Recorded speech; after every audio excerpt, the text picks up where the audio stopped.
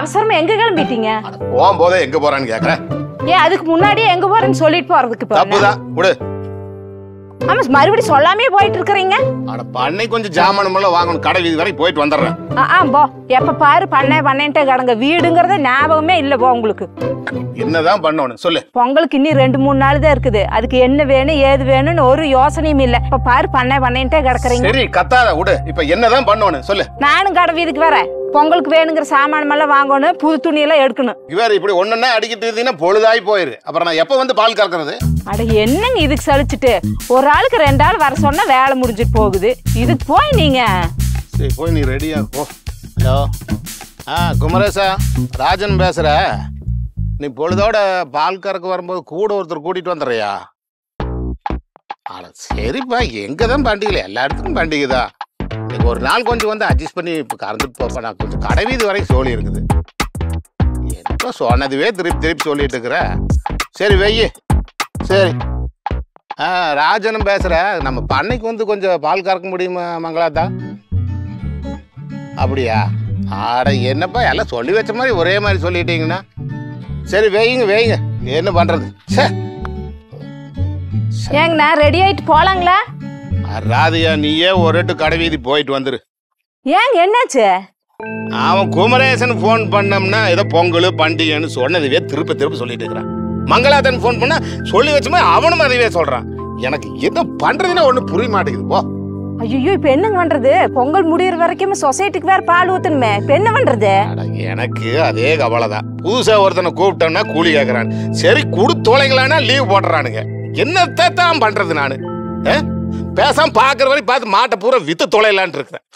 என்ன மாமா ஒரே புலம்பலா இருக்குது, என்னாச்சுங்க? அது ஏன் கேக்குற மாப்பிள்ள, பால் கறக்கறதுக்கு எவனுமே வரமாட்டேங்கிறானு. சரி நீங்க கடை வீதி போயிட்டு வாங்க, நான் பாத்துக்கிறேன். ஆட நீ ஒருத்தர் இருந்து என்னத்த பண்ண போற? மாமா பாத்துக்குவேன், நீங்க போங்க. கிளம்புங்க அத்தை கிளம்புங்க. பாட்டு ஈட்பாடிக்காரப்பான் வா. ஏறுங்க இங்க இப்படி போங்க மாமா. கன்ஃபியூஷன்ல எங்கேயோ போறீங்க. ஒண்ணுமே புரிய மாட்டேங்குது எனக்கு, தலையே சுத்துது மாமனுக்கு. சரி போயிட்டு வாங்க. சரி. Many hours later. மாப்ள என்ன வெச்சிருந்த கேனையில ஒண்ணையும் காணோம். நீங்க வர்ற வரைக்கும் வச்சுக்கிட்டா இருப்பாங்க, அதான் அனுப்பிச்சு விட்டாச்சு சொசைட்டிக்கு. ஆட வேறுங்கேனை அனுப்பி என்ன பண்ண? பாலெல்லாம் கொடுத்து விடுவானு. பாலோட தாங்க மாமா அனுப்பி இருக்குது. நான் தான் கறந்தேன். ஒத்தாலும் எப்படிப்பா நீ கறந்த? நீ அது நானும் என்னோட பெஸ்டியும் சேர்ந்து கறந்தோம். ஏதாவது கூலிகள் ஏதாச்சும் நிறைய கொடுத்துட்டியா? கூலி எல்லாம் இல்லைங்க மாமா, அவன் நம்ம வயன் தான். உங்களுக்கே அவனை பார்க்கணும் போல இருக்குதுல்ல? ஆமா. சரி வாங்க போய் பார்க்கலாம்.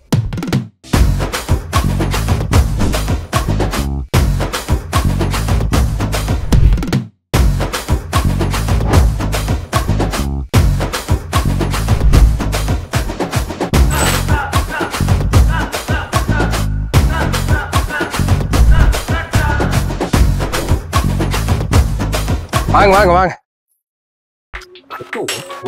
காட்டுறங்க மாமா. வாங்க மாமா, இதுதான் நம்ம ஃப்ரெண்டு. உங்களோட பிரச்சனைக்கான நிரந்தர தீர்வு. எம்டிஎம் கம்பெனியோட பெஸ்டி மில்கிங் மிஷின். என்னப்பா நம்ம காலகாலமா கையில தான் பால் கறக்குறோம், இதெல்லாம் நம்மளுக்கு செட் ஆகுமா? கண்டிப்பா செட் ஆகுங்க மாமா. நம்ம இந்த 2 நாள் 3 நாள் போட்டு செய்யற வேலைய இது ஒன்னே பாத்துக்கும். வேலையும் சுலபமா முடிஞ்சிடும். அப்புறம் ஆள் கூலியும் கம்மியாகிறதுனால நமக்கு லாபம் அதிகமா வரும். அப்படி என்ன லாபம் கிடைச்சிரு மாமா?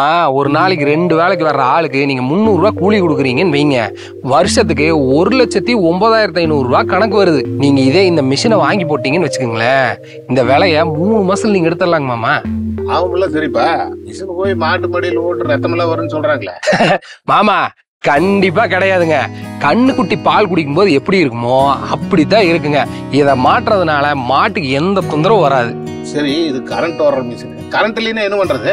ஆமா இதுல கரண்ட்லயும் ஓட்டிக்கலாம், யூபிஎஸ்ல ஓட்டிக்கலாம், சோலார்ல ஓட்டிக்கலாம், பெட்ரோல் இன்ஜினும் கொடுத்துருக்காங்க. அது மட்டும் இல்லைங்க மாமா, சிங்கிள் பேஸ்லயும் ஓடும், 3 பேஸ்லயும் ஓடும். சரி நல்ல விஷயம். மிஷினோட சத்தத்தை கேட்டு மாடுகளை மிரண்டுருச்சுன்னா?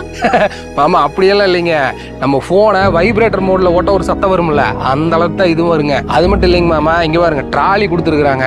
அதனால ஈஸியா ஒரு இடத்துல இருந்து இன்னொரு இடத்துக்கு நகர்த்தி பயன்படுத்திக்கலாம். சரிப்பா, மிஷின் வைக்கும்போது அதை இதையும் சொல்லி வித்து போடுவானுங்க. அப்புறம் அதுக்கப்புறம் ஏதாவது தொந்தரவு ஆயிடுச்சுன்னா என்ன பண்றது?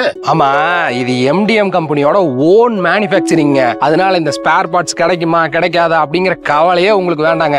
அது மட்டும் இல்லைங்க மாமா, சர்வீஸ் எல்லாம் சும்மா பக்காவா பண்ணி கொடுத்துட்டு வர்றாங்க. அது மட்டுமா மிஷினுக்கு 5 வருஷம் வாரண்டி வேற இருக்குது. நல்லது நல்லது. இவ்வளவு வசதியா இருக்கும், ரேட்டு கேட்டு அதிகமா இருக்குமா? மாமா இதோட ஒரிஜினல் பிரைஸ் 44,990 ரூபாய்.